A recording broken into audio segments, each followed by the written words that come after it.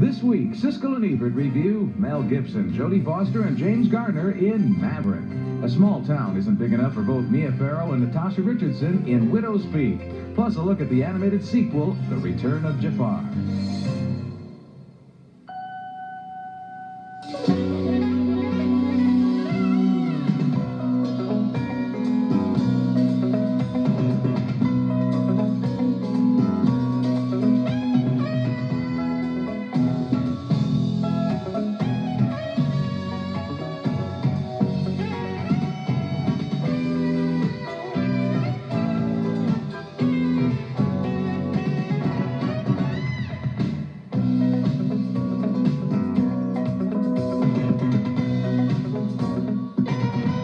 Your hands from the lady.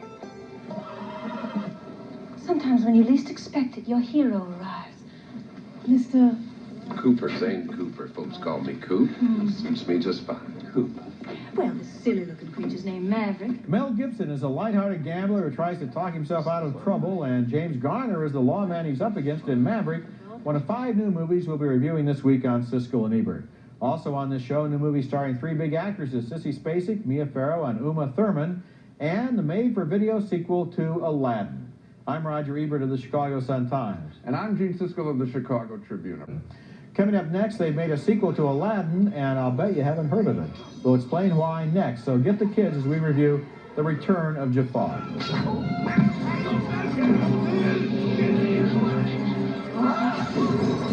Stupid monkey! Put him down, Abismal!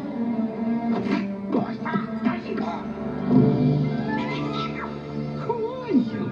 My friends call me Al. You can call me Aladdin. You know who that is? That's Aladdin, of course, and his monkey Abu in The Return of Jafar, the made-for-video sequel to the smash hit Aladdin. And the fact that it was made for video and not originally for theaters may explain why a lot of people haven't heard about this Aladdin sequel, and that's too bad because it's a pretty good film. To be sure, fewer songs, a little less production value, but still quite entertaining with all of the old characters like Aladdin and his Princess Jasmine, again tormented by the evil wizard Jafar, who has been turned into a genie. A featured role this time is given to Jafar's parrot, Iago, again with Gilbert Gottfried's comic voice, here being asked by Jafar, trapped in the genie's lamp, to be set free. You know something? You're nothing without me. What? Who comes up with all the good ideas? Me! Who does all the work? Me! If it weren't for me, you'd still be in a cage at the bazaar, squawking, Polly won't a cracker! The best song in the movie, Just Forget About Love, sung by Iago and the film's Lovers. Aladdin is sung by Brad Kane, Jasmine by Liz Calloway.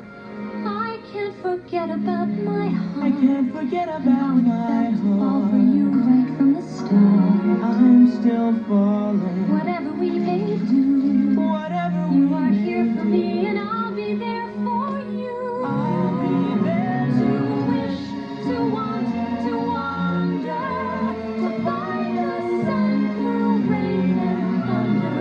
Cozy rendezvous. Yes, please. I know what you're thinking, where's the blue genie? Well, he's in the movie, and he is magical and funny in many scenes, but he's not played by, his voice isn't played by Robin Williams. Actually, the voice is played by Dan Castellaneta, who's also the voice of Homer Simpson. And I bet that fact that Robin Williams isn't in the movie is part of the decision to go directly to video with this project.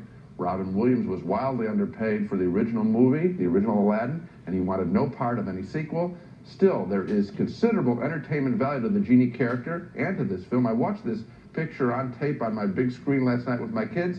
We all enjoyed it. So a positive review from me, but you have to go to a video store to find it, for The Return of Jafar. I give a thumbs up, too. I think the reason they didn't release it theatrically is they've got The Lion King coming out this summer. They have a big animated release every summer. Right. So there isn't room in the rotation for a sequel yet. This was the biggest animated movie ever made. At that time. So it's kind of clever to bring out a sequel on video. And it's interesting that they did push it a little bit. I like the fact that really a lot of the action hinges on Iago this time, who has a change of heart. I mean, he started out being Jafar's henchman. Jafar, And Jafar's henchman. And he turns out to be a good guy here. He struggles. There are a couple of times when he wants to just sit it out and he's not going to get involved, but then he does come through, and that's interesting. I'm glad they were able to keep Gilbert Gottfried in that role. The Return of Jafar gets 2 thumbs up with this sequel to the big animated hit Aladdin. It's got some nice songs, some funny moments, but it's only on video. It's not in theaters.